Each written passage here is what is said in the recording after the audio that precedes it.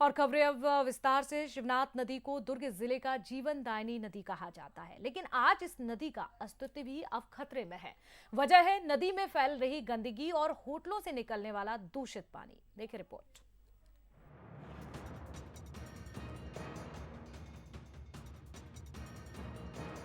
जलकुंभी से पटी ये नदी दुर्ग जिले की जीवनदायिनी शिवनाथ नदी है।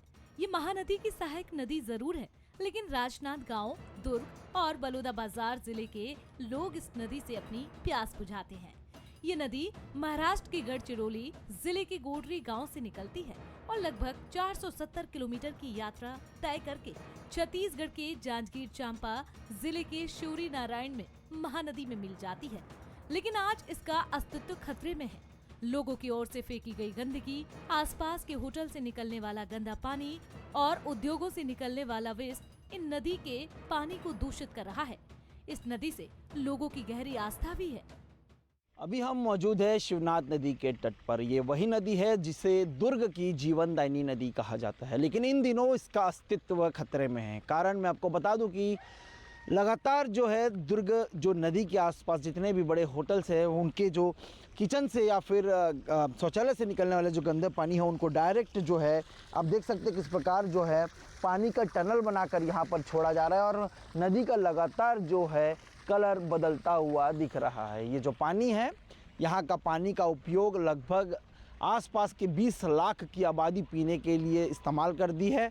यहाँ पर कोई दूसरा वैकल्पिक स्थान व्यवस्था नहीं है पानी का। अगर भविष्य में अगर इस नदी पर कोई खतरा बनता है या फिर यहाँ का नदी सूखता है या फिर इस नदी में इतनी गंदगी हो जाती है कि यहाँ का पानी इस्तेमाल करने लायक नहीं बचता, तो बेशक ही दुर्ग जो है पानी को तरसता दिखेगा।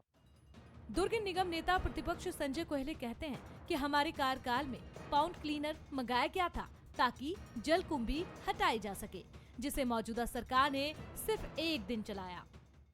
पुलगांव नाले के जो जलकुंभी है उसके लिए हमने पॉन्ड क्लीनर मंगाया था, खरीदा था हम अपने कार्यकाल में।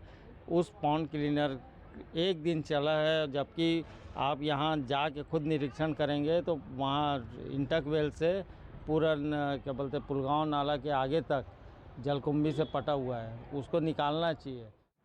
इधर मेयर अलका वाघमार ने कहा कि नदी को स्वच्छ बनाने के लिए योजना बना ली गई है। नदी को प्रदूषित करने वालों के खिलाफ सख्त कदम उठाए जाएंगे। जी, उसमें अभी तो हम एक स्लोप भी बनवाने का सोच रहे हैं ताकि गाड़ी वहां तक जा सके और गाड़ी से जो कचरा है जो किनारे किनारे जम जाता है उसको निकलवाना है। प्लस कई जगह एक लिखा जाएगा कि यदि आप कचरा डालते हैं तो इतना चार्ज आपको लगेगा। और 2 वर्कर रहेंगे जो नदी के दोनों किनारे, पुलिया के दोनों किनारे में रहेंगे।